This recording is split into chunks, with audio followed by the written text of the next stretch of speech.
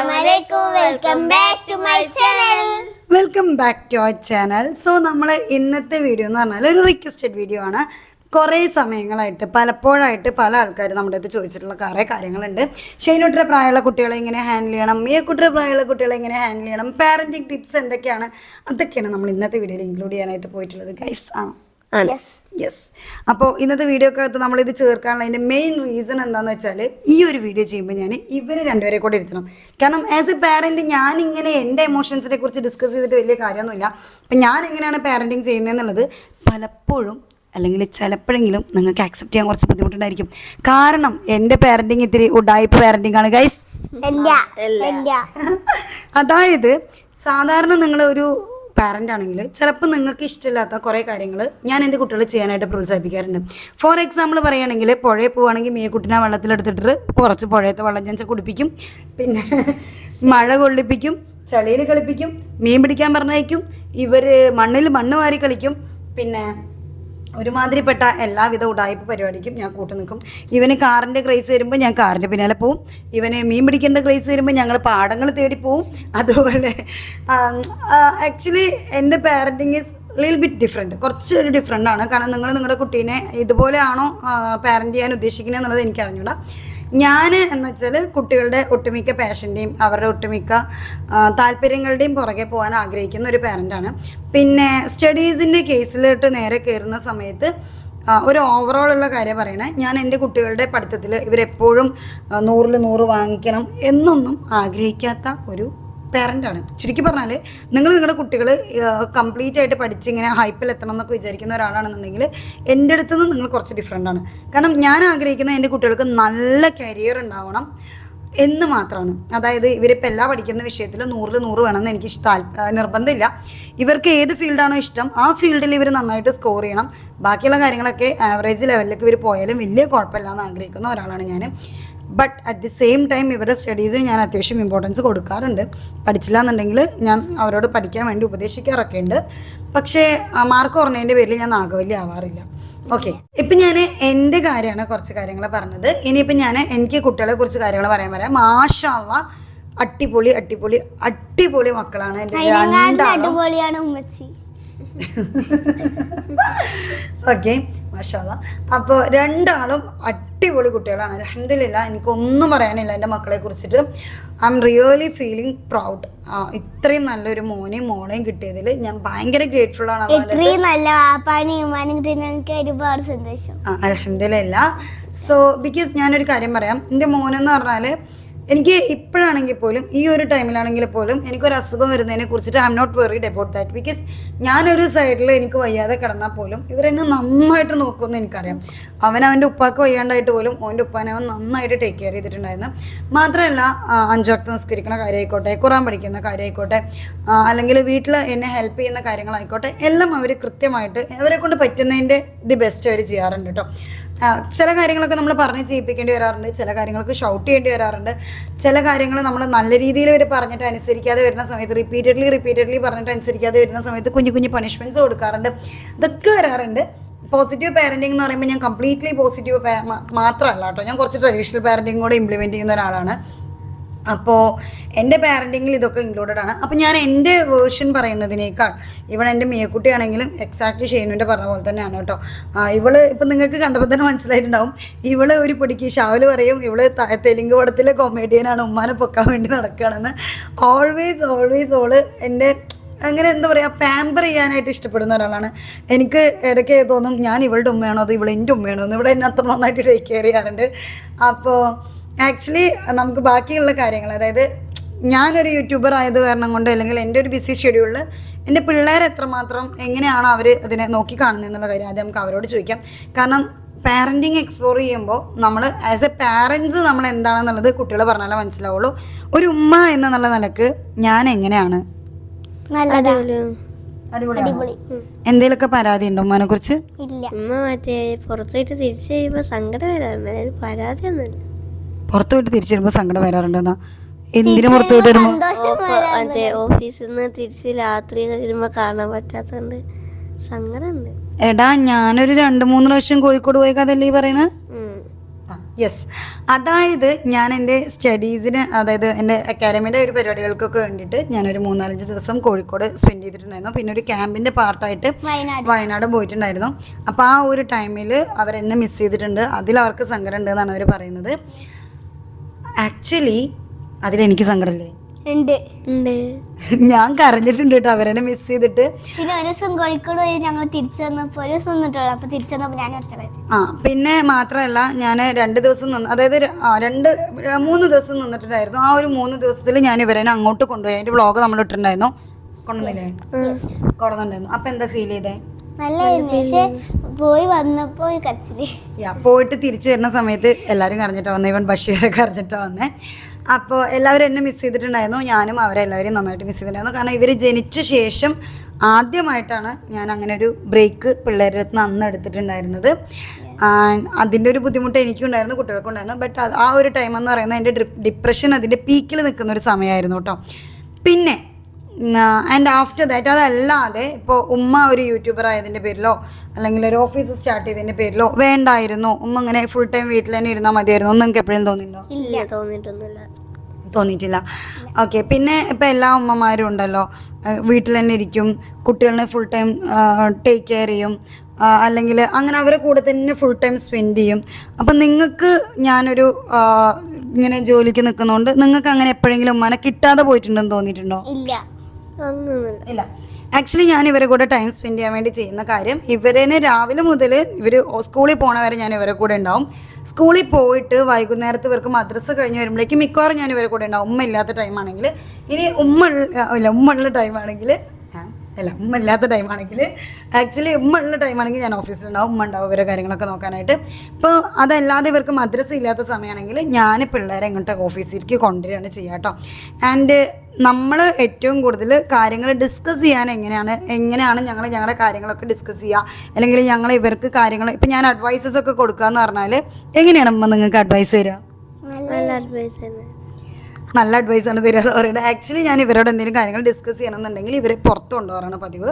എന്നിട്ട് നമ്മൾ ചായ കുടിക്കുമ്പോൾ സംസാരിക്കും, അതല്ലാന്നുണ്ടെങ്കിൽ ഇപ്പോൾ നമ്മൾ മോർണിംഗ് മെഡിറ്റേഷന് പോകുന്ന സമയത്ത് സംസാരിക്കും, വാക്കിങ്ങിന് പോകുമ്പോൾ സംസാരിക്കും, അല്ലെങ്കിൽ ഷോപ്പിങ്ങിന് പോകുമ്പോൾ സംസാരിക്കും.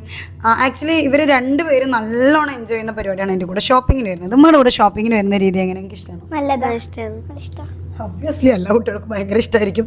കാരണം ഫുഡ്, ബാക്കിയുള്ള കാര്യങ്ങൾ, ഫുഡ്, ഇഷ്ടപ്പെട്ട സാധനങ്ങൾ ഒക്കെ നമ്മൾ പർച്ചേസ് ചെയ്ത് കൊടുക്കുന്നതുകൊണ്ട് ഭയങ്കര ഇഷ്ടമായിരിക്കും. പക്ഷെ ആ ഒരു ഇഷ്ടത്തിൻ്റെ ഇടയിലാണ് ഞാൻ ഇവരടുത്ത് കാര്യങ്ങൾ കമ്മ്യൂണിക്കേറ്റ് ചെയ്യുക. ഞാൻ പഠിച്ചതുകൊണ്ട് കണ്ടില്ലേ, ഞാൻ ജോലി ആക്കിയതുകൊണ്ട് കണ്ടില്ലേ, അല്ലെങ്കിൽ ഇങ്ങനെ കഷ്ടപ്പെടുന്നതുകൊണ്ട് കണ്ടില്ലേ, നിങ്ങൾക്ക് ഇതൊക്കെ വാങ്ങിച്ചു തരാൻ പറ്റുന്നുണ്ടല്ലോ. ഇപ്പം ഞാൻ ഫിനാൻഷ്യലി ഇൻഡിപെൻഡൻ്റ് ആയതുകൊണ്ടുള്ള ഏറ്റവും വലിയ ബെനിഫിറ്റ് എന്താ വെച്ചാൽ, ഇവർ ആഗ്രഹിക്കുന്ന കുറേ കാര്യങ്ങൾ ഇവർക്ക് ബഷോട് ചോദിക്കുന്നതിനേക്കാൾ മുന്നേ ഇവർ രണ്ടുപേരും എൻ്റെ തോന്നിട്ട് ചോദിക്കും. എൻ്റെ ഒന്ന് കിട്ടിയില്ലെങ്കിലാണ് ബഷീർ അടുത്ത് പോയി ചോദിക്കുള്ളൂ. അപ്പോൾ അതൊരു എന്താ പറയുക, എനിക്ക് എൻ്റെ കുട്ടികൾ ആഗ്രഹിക്കുന്ന എല്ലാ കാര്യങ്ങളും വേറൊരാളെ ഡിപ്പെൻഡ് ചെയ്യാതെ എനിക്ക് ചെയ്തു കൊടുക്കാൻ പറ്റുന്നു എന്നുള്ളത് വലിയൊരു ബ്ലെസ്സിങ് ആണ്. ഇനി എനിക്ക് ചെയ്തു കൊടുക്കാൻ പറ്റുന്ന കാര്യങ്ങളാണെങ്കിൽ പോലും കുറേ കാര്യങ്ങൾ ഞാൻ ബഷീർ മണ്ടയ്ക്ക് വെച്ച് കൊടുക്കാറുണ്ട് കേട്ടോ. കുറേ കാര്യങ്ങൾ വെച്ചെടുക്കാറുണ്ട്. ആൻഡ് ഇവരുടെ പാഷൻ, അല്ലെങ്കിൽ ഇപ്പോൾ ഞാൻ നിങ്ങളുടെ അടുത്ത് പറയാറുണ്ടല്ലോ, ഷെയ്നുട്ടിക്ക് പറഞ്ഞാൽ കാറ്, ഇവരുടെ അടുത്ത് ഞാൻ കുറേ കാര്യങ്ങൾ പഠിക്കാറുണ്ട്. ഇപ്പോൾ പിള്ളേർ നമ്മൾ എങ്ങനെ പാരൻറ്റിങ് ചെയ്യണം എന്നുള്ളത് ചോദിക്കുന്ന സമയത്ത് അവരെ കൂടെ നമ്മൾ വളരുക എന്നുള്ളതാണ് എനിക്കതിൽ പറയാനുള്ള മെയിനായിട്ടുള്ള കാര്യം. അപ്പോൾ അതായത് ഇപ്പം എനിക്ക് കാറിനെ കുറിച്ചൊന്നും ഒരു ഐഡിയ ഇല്ല. ഇവൻ എത്ര കാറിൻ്റെ പേര് പറഞ്ഞു തരുമെന്നറിയോ? പറയണം. Bugatti Chiron, Lamborghini, Bugatti Chiron, Lamborghini റാവോച്ച്, ഡിഫൻഡർ, മിനി കൂപ്പർ, അതെയാണ്. കിറ്റ്കാറ്റാ അല്ല, ഡയറി മിൽക്ക് പോവണ്ണാണ്. അപ്പം ആക്ച്വലി ഇവന് കുറേ കാറുകളുടെ പേരറിയാം. നമ്മളിങ്ങനെ മൈക്ക് കൊടുത്തു കഴിഞ്ഞാൽ കുട്ടീനെ സ്റ്റക്ക് ആവുന്നേ ഉള്ളൂ. കുറേ കാറുകളുടെ പേര് അവനക്കറിയാം. അതേപോലെ തന്നെ ഇവന് കുറേ മീനുകളുടെ പേരറിയാം. ഗൈസ് പറയണം. Arapaima, redtail catfish, water catfish, black shark, white shark, പിന്നെ കുറേ കാറ്റ്ഫിഷ്, കുറേ മീനുകളുടെ കാര്യങ്ങൾ അറിയാം. ഇവനിങ്ങനെ വന്നിട്ട് എൻ്റെ അടുത്ത് ആ മീൻ വേണം, ആ മീൻ വേണം, മീൻ വേണമെന്നൊക്കെ പറയും. അപ്പം ആക്ച്വലി ഈ കാര്യങ്ങളൊക്കെ നമ്മൾ കേൾക്കുന്നത്, അതായത് ഞാൻ മനസ്സിലാക്കുന്നത് ഇവൻ പറഞ്ഞ ശേഷമാണ്. മീനുകളെ കുറിച്ചിട്ടായിക്കോട്ടെ, കാറിനെ കുറിച്ചിട്ടായിക്കോട്ടെ, ആൻഡ് ഇന്ത്യൻ റെയിൽവേനെ കുറിച്ചിട്ട്, റെയിൽവേൻ്റെ കുറേ കഥകൾ ഇവനക്കറിയാം. അപ്പോൾ ഇങ്ങനത്തെ കാര്യങ്ങളൊക്കെ ഞാൻ അറിയുന്നത് ഇവന്റെ ക്രേസിൽ നിന്നാണ്. ഇവൻ എൻ്റെ അടുത്ത് പറയാം, നമുക്ക് ആ ട്രെയിനിൽ പോയാലോ ഈ ട്രെയിനിൽ പോയാലോ ഇങ്ങനെ യാത്ര ചെയ്താലോ ഇന്ന സ്ഥലത്തേക്ക് പോയാലോ അവിടെ ഇന്ന കാര്യങ്ങളുണ്ട്. സി, നമ്മൾ സംസാരിക്കുന്നതും നമ്മൾ ഡിസ്കസ് ചെയ്യുന്നതും ഒന്നുമല്ല കുട്ടികൾ ഡിസ്കസ് ചെയ്യുന്നത് എന്നുള്ളതാണ് കാര്യം. അപ്പോൾ ഇവൻ ഇതൊക്കെ എൻ്റെ അടുത്ത് കമ്മ്യൂണിക്കേറ്റ് ചെയ്യുമ്പോൾ ഞാൻ ഇവൻ്റെ അടുത്ത് സിമ്പിളായിട്ട് പറയുകയാണ്, ഈ മീനുകളുടെ കാര്യമൊന്നും എനിക്കറിയില്ല, നീ എൻ്റെ അടുത്ത് ഒന്നും പറയണ്ട, കാറുകളുടെ കാര്യമൊന്നും എനിക്കറിയില്ല, നീ എൻ്റെ അടുത്ത് ഇതൊന്നും പറയണ്ടെന്ന് പറഞ്ഞു കഴിഞ്ഞാൽ പിന്നെ ഇവനെ എൻ്റെ അടുത്ത് എന്തെങ്കിലും വന്ന് കാര്യങ്ങൾ വന്ന് കമ്മ്യൂണിക്കേറ്റ് ചെയ്യുമോ? ഇല്ല. അവനൊക്കെ എൻ്റെ അടുത്ത് പറയാനായിട്ട് അമ്മക്ക് ഇതൊന്നും കേൾക്കാൻ താല്പര്യമില്ല, അതുകൊണ്ട് കേൾക്കണ്ടെന്നായിരുന്നു. പക്ഷെ ഞാനില്ലേ, ഇവൻ പറഞ്ഞ കാറുകളുടെ പേരെന്നെ വീണ്ടും വീണ്ടും ചോദിക്കും, ശരി നീ അന്ന് പറഞ്ഞ കാറല്ലടാ ഇത് എന്ന് ചോദിക്കും. അപ്പോൾ എൻ്റെ പറയും അതല്ലമ്മ, അത് ആ കാറ്, ഇത് ഈ കാറ്. ആക്ച്വലി എനിക്ക് വലിയ ഐഡിയ ഇല്ലെങ്കിൽ പോലും ഞാൻ അതിനെക്കുറിച്ച് പഠിക്കാനായിട്ട് ട്രൈ ചെയ്യാറുണ്ട് കേട്ടോ. പിന്നെ ഇവന് വേണ്ടിയിട്ട് കാർ നമ്മൾ പ്രിൻ്റ് എടുത്ത് കൊടുക്കും, കാറ് വാങ്ങിച്ചു കൊടുക്കും. ഹോട്ട് വീൽസ് കാണുന്ന സമയത്ത് അതിനോടൊരു ക്രേസ് തോന്നും. ഇതൊക്കെ എൻ്റെ മോൻ്റെ ക്രേസ്. അപ്പോൾ മോൾക്കാണെങ്കിലും ഇവൾ ആഗ്രഹിക്കുന്ന കാര്യങ്ങൾ ഇവളുടെ കൂടെ നിൽക്കുക എന്നുള്ളതാണ് ഞാൻ ആകെപ്പാടെ ചെയ്യാനായിട്ട് ഉദ്ദേശിക്കുന്ന കാര്യം. പിന്നെ ഇവളുടെ ഡിസയേഴ്സ് ഒക്കെ ലിമിറ്റഡ് ആണ് കേട്ടോ, ക്രേസും കാര്യങ്ങളൊക്കെ ലിമിറ്റഡ് ആണ്. സോ എനിക്കത് അത്ര വലിയ പുറകെ പോകാനുള്ളൊരു പ്രായമായിട്ടില്ല. ഇവളെന്നെ ഇപ്പം ഇങ്ങനെ ചേർത്ത് പിടിക്കാനുള്ള പ്രായമായിട്ടുള്ളൂ അല്ലേ. അപ്പം ഇവളിപ്പോൾ ഇങ്ങനെ ചേർത്ത് പിടിച്ച് പാമ്പർ ചെയ്യാനുള്ള പ്രായമാണ്. പക്ഷേ ഷെയ്നുവിൻ്റെ കാര്യം അങ്ങനെയല്ല, ഞാൻ അവൻ്റെ കൂടെ നടക്കേണ്ടുന്ന പ്രായമാണ്. ഡിഫറെൻ്റ് ആണ് രണ്ട് കാര്യങ്ങളും. പിന്നെ എപ്പോഴും നമ്മൾ ഷെയ്നൂട്ടിനെ അവൻ്റെ ഗേൾ ഫ്രണ്ടിൻ്റെ കാര്യം പറഞ്ഞ് കളിയാക്കിയപ്പോൾ ചോദിച്ചിട്ടുണ്ടായിരുന്നു, ഈ പ്രായത്തിൽ തന്നെ കുഞ്ഞിന് ഗേൾ ഫ്രണ്ടോ, നിങ്ങൾ കളിയാക്കുന്ന എന്തിനാണ്, അതിനെ നിരുത്സാഹപ്പെടുത്തേണ്ടതല്ലേ എന്നുള്ളതൊക്കെ. സി, അവനൊരു കാര്യം എൻ്റെ അടുത്ത് വന്ന് പറയുന്ന സമയത്ത് ഞാൻ അവൻ്റെ അടുത്ത് ചാടിക്കേറി നിരുത്സാഹപ്പെടുത്തേണ്ട ഒരു കാര്യമില്ല. പ്രത്യേകിച്ച് അവൻ ആ പറഞ്ഞ പെൺകുട്ടിയുടെ കാര്യത്തിൽ ഉണ്ടോ? ഇല്ല. ബിക്കോസ് ആ പെൺകുട്ടി വേറെ ഏതോ ഒരു സ്കൂളിലാണ് പഠിക്കുന്നത്. ഇവൻ അവളെ കാണാനായിട്ട് ഒരു ഓപ്പർച്യൂണിറ്റിയും ഇല്ല. പക്ഷേ അവൻ്റെ ഉള്ളിൽ തോന്നിയ ഒരു എമോഷൻ എൻ്റെ അടുത്ത് ഒന്ന് ഷെയർ ചെയ്തെന്നുള്ളൂ. ഉമ്മ, എനിക്ക് ആ കുട്ടിയെ കണ്ടപ്പോൾ ഒരു ക്രഷ് തോന്നി എന്നുള്ള കാര്യം അവൻ എൻ്റെ അടുത്ത് വന്ന് ഷെയർ ചെയ്തു എന്നുള്ളൂ. അപ്പം ഞാനൊരു ടിപ്പിക്കൽ ഉമ്മാൻ്റെ പോലെ, ഏട്ടാ നീ മുട്ടയെന്ന് വിരിഞ്ഞിട്ടില്ല, നിനക്കൊരു 12 വയസ്സേ ആയിട്ടുള്ളൂ, നീ അങ്ങനെ ചെയ്യോടാ എന്ന് ചോദിച്ചിട്ട് പോകേണ്ട ഒരാവശ്യം അവിടെ ഇല്ല എന്നുള്ളതാണ് എനിക്കതിന് പറയാനുള്ള മറുപടി. സി, എൻ്റെ മകന് ഒരു പെൺകുട്ടീനെ ഇപ്പോഴത്തെ ലെവലിലേക്ക് ഇഷ്ടമാണെന്ന് പറയുകയാണെങ്കിൽ ഞാൻ അവനോട് പറയുന്ന കാര്യം എത്രയേ ഉള്ളൂ, ഓക്കെ ഫൈൻ. ഞാൻ എന്താ പറഞ്ഞേ? Okay fine. പിന്നെന്താ പറഞ്ഞത്? പിന്നെ ഇപ്പോൾ ഇഷ്ടം ചെറുക്കിടക്കാർ ചോദിക്കാൻ ഞാൻ അത്രേ പറയാറുള്ളൂ. അത് അവൻ്റെ സ്റ്റഡീസിനെ ബാധിക്കേണ്ട കാര്യമില്ല. പിന്നെ ആ കുട്ടിയോട് പോയിട്ട് ഇപ്പം തന്നെ പോയി ചോദിക്കണ്ട. ചിലപ്പോൾ ആ കുട്ടിക്ക് അത് ട്രിഗർ ആവും. കാരണം 10-12 വയസ്സുള്ളൂ. അത് ചിലപ്പോൾ പ്രേമം അല്ലെങ്കിൽ ബാക്കിയുള്ള കാര്യങ്ങളെക്കുറിച്ചൊന്നും തിങ്ക് ചെയ്തിട്ട് പോലും ഉണ്ടാവില്ല. അതുകൊണ്ട് ഇപ്പം തന്നെ വേണ്ട, മനുട്ടി ടൈം എടുക്ക്, സ്റ്റഡീസിൽ ഫോക്കസ് ചെയ്ത് നല്ല ജോലി ആവട്ടെ, എന്നിട്ട് നമുക്ക് താല്പര്യം ഉണ്ടെങ്കിൽ അവളോട് പോയി ചോദിച്ചു നോക്കാം. അപ്പോൾ ആ ടൈമിൽ അവൾക്ക് വേറെ ലവും ലൈനൊന്നും ഇല്ല, അല്ലെങ്കിൽ നിന്നെ ഇഷ്ടമാണെന്നുണ്ടെങ്കിൽ നമുക്ക് അവളുടെ പാരൻസിനോട് കമ്മ്യൂണിക്കേറ്റ് ചെയ്തിട്ട് കെട്ടിച്ച് കൊടുക്കാം. അതാണ് ഞാൻ പറഞ്ഞത്. എല്ലാവർക്കും ഓക്കെ ആണെങ്കിൽ നമുക്ക് കല്യാണം കഴിപ്പിച്ചു കൊടുക്കാമെന്ന്. അപ്പോൾ എൻ്റെ മോനെ ഈ ഒരു രീതിയിൽ ഞാൻ അവനെ അപ്രോച്ച് ചെയ്തപ്പോൾ അവൻ എൻ്റെ അടുത്ത് പറഞ്ഞൊരു കാര്യമുണ്ട്, ഷെയ്നുട്ടി, ഇൻ കേസ് ഫിദ ഇപ്പം മണ്ടുട്ടി വലിയ കുട്ടിയൊക്കെ ആയിട്ട് പോയിട്ട് അവളോട് പോയിട്ട് കമ്മ്യൂണിക്കേറ്റ് ചെയ്യണം. അപ്പോൾ അവൾക്ക് നിന്നെ ഇഷ്ടമല്ല പറഞ്ഞാൽ എന്ത് ചെയ്യും? ഓക്കെ പറയും, വേറെ കല്യാണം കഴിക്കും, നല്ല കുട്ടീനെ നോക്കിയിട്ട്. അത്രേ ഉള്ളൂ. അത്രേ നമ്മുടെ മക്കൾ ആ ഒരു രീതിയിൽ തിങ്ക് ചെയ്യാൻ പാടുള്ളൂ ഒരു അഫെയറിനെ കുറിച്ചിട്ട്. കല്യാണത്തെക്കുറിച്ചേക്കാളും അല്ലെങ്കിൽ പ്രണയത്തെക്കാളും ഒക്കെ വലിയ വലിയ ഡ്രീംസ് ഉണ്ട് ഞാൻ എൻ്റെ കുട്ടികളുടെ സ്കൂൾ ലൈഫിനെ കുറിച്ചിട്ട്. അവർക്ക് ഓക്കെ അല്ലാത്ത സ്കൂൾ ഞാൻ 2 തവണ ചേഞ്ച് ചെയ്തിട്ടുണ്ടായിരുന്നു. അപ്പോൾ അതെന്തിനാ മാറ്റിയെന്ന് ചോദിച്ചാൽ, പിന്നെ നെല്ലിക്കോശിക്ക് പോയി, പിന്നെയും ബേസ്കൂൾക്ക്. അതെന്തിനാ നമ്മൾ ചേഞ്ച് ചെയ്തെന്ന് വെച്ച് കഴിഞ്ഞാൽ അവരുടെ കംഫർട്ടിന് വേണ്ടിയിട്ടാണ്. രാവിലെ മുതൽ വൈകുന്നേരം വരെ നമ്മുടെ മക്കൾ പഠിക്കാൻ വേണ്ടി ഇരിക്കുന്നത് കുറച്ച് ടീച്ചേഴ്സിൻ്റെ കൂടെയാണ്, കുറച്ച് കുട്ടികളുടെ കൂടെയാണ്. അപ്പോൾ ഇവരുടെ മെൻ്റൽ ഹെൽത്ത് ആണ് ഏറ്റവും ഇമ്പോർട്ടൻ്റ്. അവർ സമാധാനമായിട്ട് പഠിക്കുക എന്നുള്ളതാണ് ഏറ്റവും ഇമ്പോർട്ടൻ്റ്. കാരണം പഠിക്കാനുള്ള സോഴ്സസ് ഇപ്പോൾ ഇഷ്ടം പോലെ അവൈലബിൾ ആണ്. ഈവൺ യൂട്യൂബ് തുറന്നാൽ അവർക്ക് ഇഷ്ടമുള്ള കാര്യങ്ങൾ പഠിക്കാം. അല്ലാണ്ട് തന്നെ അവർക്ക് വേണമെങ്കിൽ സോഷ്യൽ മീഡിയ ഇഷ്ടം പോലെ പഠിക്കാനുള്ള സോഴ്സസ് ഇഷ്ടം പോലെ അവൈലബിൾ ആണ്. പക്ഷെ അവർക്ക് കിട്ടേണ്ടുന്ന കുറേ മൂല്യങ്ങളുണ്ട്. അത് സ്കൂളിൽ നിന്ന് തന്നെ കിട്ടണം. സ്കൂളിൽ നിന്ന് കിട്ടേണ്ടത് സ്കൂളിൽ നിന്ന് തന്നെ കിട്ടണം. അപ്പോൾ അതിന് പറ്റുന്ന ഒരു സാഹചര്യം ഒരുക്കി കൊടുക്കുക എന്നുള്ളത് മാത്രമാണ് ആസ് എ പാരൻറ്റ് ഞാനിപ്പോൾ ചെയ്യേണ്ടുന്ന കാര്യം എന്നാണ് ഞാൻ വിശ്വസിക്കുന്നത്. സോ അതിന് പറ്റുന്ന ഒരു സാഹചര്യമാണ് ഇവരിപ്പോൾ പഠിക്കുന്ന സ്കൂളിൽ. ഷേക്ക് ടീച്ചറിനെ കുറിച്ച് എന്തെങ്കിലും പറയാനുണ്ടോ? നല്ല സാറാണ്. നീ കുട്ടിയുടെ ടീച്ചറിനെ കുറിച്ച്? ഞാൻ ഉമ്മാനെ പോലെ തന്നെ ടീച്ചറിനെ കാണുന്നു. ഉമ്മയുടെ പോലെ തന്നെയാണ് ടീച്ചറെ കാണുന്നത്. പക്ഷെ എനിക്ക് പറയാനുണ്ട്, അമേസിങ് ആയിട്ടുള്ളൊരു ടീച്ചറാണ് റംസിയ ടീച്ചർ. ഒന്നും പറയാനില്ല, അടിപൊളി അടിപൊളി. പാവാണ്, തല്ലൂല, പക്ഷെ പഠിക്കുകയും ചെയ്യും. നന്നായിട്ട് പഠിപ്പിക്കും പിള്ളേരെ, സ്വന്തം കുട്ടികളെ പോലെ കാണും. ഷെയ്നുവിനെ എഴുതാനും വായിക്കാനും പഠിപ്പിച്ചതന്നെ റംസി ടീച്ചറാണ്. ഞങ്ങൾക്ക് ഫസ്റ്റ് ഞാൻ മറ്റേ 2ാം ക്ലാസ്സിൽ 1ാം ക്ലാസ്സിൽ പഠിച്ചിട്ട് 3ാം ക്ലാസ്സിക്ക് പോയി മറ്റേ സ്കൂൾ. പക്ഷെ അവിടുന്ന് ഞാൻ അത്രയ്ക്ക് പഠിച്ചിരുന്നില്ല. പക്ഷേ ഈ ക്ലാസ്സിക്ക് വന്നപ്പോൾ 10, 10, 25, 25 നല്ല പോലെ പഠിപ്പിക്കും കുട്ടികളെ. അതായത് അവരെ ചേർത്ത് നിർത്തി പഠിപ്പിക്കും. അത് എല്ലാ ടീച്ചേഴ്സിനും ആ ഒരു ക്വാളിറ്റി ഉണ്ടായിക്കൊള്ളണമെന്നില്ല. ആൻഡ് ഈവൻ ഇപ്പോൾ ഇവർക്ക് എന്തെങ്കിലും ഒരു പ്രോബ്ലം ഉണ്ടെങ്കിൽ അതുപോലും ഇവർ പോയിട്ട് ടീച്ചേഴ്സിനോട് കമ്മ്യൂണിക്കേറ്റ് ചെയ്യുന്നതാണ്. ഷേനുവിൻ്റെ സാറ് പാവാണ് കേട്ടോ, അടിപൊളിയാണ് കേട്ടോ. പിന്നെ അപ്പം ഇവരുടെ ലൈഫിൽ പിന്നെ ഉമ്മ ഉപ്പ, അപ്പം ഞാൻ അല്ലെങ്കിൽ ബഷീർ, ഇത് ആക്ച്വലി ബഷീറിനെയും കൂടി ഇരുത്തിയിട്ട് ചെയ്യേണ്ടുന്ന ഒരു സെഷനായിരുന്നു. അപ്പോൾ ഉമ്മാടെയും ഉപ്പാടെയും ലൈഫിനെ കുറിച്ചിട്ട് നിങ്ങളുടെ അതെങ്ങനെ എഫക്റ്റ് ചെയ്യുന്നുണ്ട്? ഓക്കെ ആണോ? ഉമ്മാടെ ഉപ്പാൻ്റെ ലൈഫിനെ കുറിച്ച് നിങ്ങൾക്ക് എന്താ പറയുന്നത്?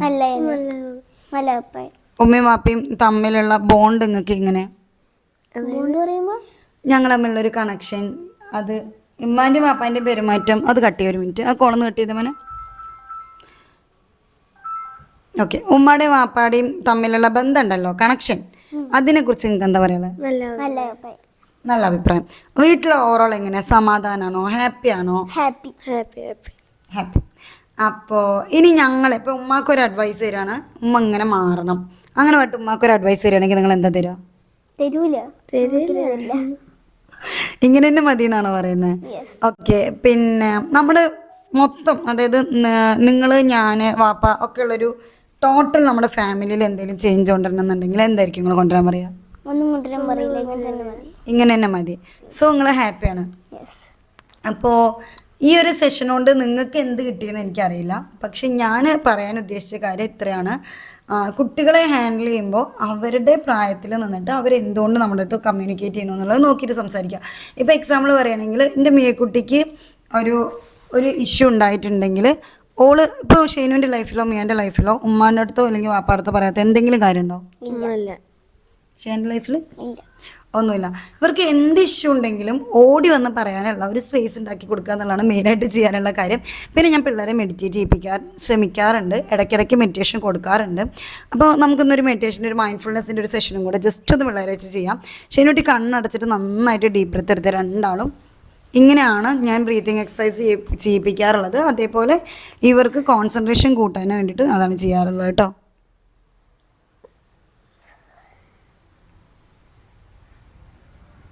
അവർക്കറിയാം അതെങ്ങനെ ചെയ്യേണ്ടതെന്ന്, അതുകൊണ്ടാണ് രണ്ടാളും ചെയ്തുകൊണ്ടിരിക്കുന്നത്. ഓക്കെ, മതി. എന്താണ് ഫീൽ ചെയ്തത്? നല്ല ആശ്വാസം, ഒരു റിലാക്സേഷൻ, ഒരു ഫ്രഷ്നെസ് അവർക്ക് ഫീൽ ചെയ്യും. അപ്പോൾ നിങ്ങൾക്ക് വേണമെങ്കിലും കുട്ടികൾ തീരെ പെട്ടെന്ന് പഠിത്തത്തിൽ കോൺസെൻട്രേറ്റ് ചെയ്യുന്നില്ല എന്നൊക്കെ തോന്നുകയാണെങ്കിൽ ഇത് നിങ്ങൾക്ക് അപ്ലൈ ചെയ്യാൻ പറ്റും കേട്ടോ. പിന്നെ ഓവറോൾ ഇത്രയൊക്കെ തന്നെ എനിക്ക് കുട്ടികളെക്കുറിച്ച് പറയാനുള്ളൂ. ഇവർക്ക് ഇപ്പോൾ പറഞ്ഞാൽ രാവിലെ എണീറ്റ് കഴിഞ്ഞാൽ രാവിലെ സ്കൂളിൽ പോകണം, അത് കഴിഞ്ഞ് മദ്രസയിൽ പോകണം, വൈകുന്നേരത്താണ് വരുള്ളൂ. വൈകുന്നേരത്ത് നിന്ന് അങ്ങോട്ടേക്ക് ഫുൾ പ്രഷർ കൊടുക്കാനായിട്ട് ഞാൻ താല്പര്യപ്പെടാറില്ല. പിന്നെ ഖുറാൻ ക്ലാസ് ഉണ്ട്, അതും കൂടെ കഴിയുമ്പോഴേക്കും അവർ നല്ലോണം ടയർഡാവും. അപ്പോൾ നമ്മൾ ചെയ്യുന്നൊരു കാര്യം എന്ന് വെച്ചാൽ അവർക്ക് ഇനഫ് ടൈം കൊടുക്കുക, അവരെ കൂടെ ഇരിക്കുക. പാരൻറ്റിങ് എന്ന് പറഞ്ഞാൽ ആസ് മച്ച് ആസ് ഈസിയാണ്. അവരെ കൂടെ ഇരിക്കുക, അവരെ കൂടെ ടൈം സ്പെൻഡ് ചെയ്യുക, അവരെ കൊണ്ട് പുറത്ത് പോവുക, അവർക്ക് ഫുഡ് വാങ്ങിച്ചു കൊടുക്കുക, അവരെ കൊണ്ട് കറങ്ങാൻ പോവുക. ഇവരെ എക്സ്പ്ലോർ ചെയ്യുക എന്നുള്ളതാണ് എൻ്റെ പാരൻറ്റിങ്ങിൻ്റെ മെയിൻ ആയിട്ടുള്ളൊരു ഹോബി എന്ന് പറഞ്ഞാൽ. ആക്ച്വലി ഷെയ്നുവിന് വേണ്ടിയിട്ടാണ് ഞാൻ രവിയേട്ടൻ്റെ കുളം എന്ന് പറയുന്ന കാടും മുക്കൊക്കെ പോയിട്ട് നോക്കിയിട്ട് കുളത്തിലോട്ടൊക്കെ പോയി നമ്മൾ അന്വേഷിച്ച് വന്നിട്ടുണ്ട്. ഇൻഷാ അല്ലാഹ് ഞങ്ങൾ വേറെ ലെവലിൽ മീൻ പിടിക്കാനൊക്കെ പോകണം ഗൈസ്, അല്ലേ? നമ്മൾ വേറെ ലെവലിൽ മീൻ പിടിക്കാനൊക്കെ പോകണം. പക്ഷേ നമ്മൾ വേറൊരു കാര്യം കൂടെ തീരുമാനിച്ചിട്ടുണ്ട്.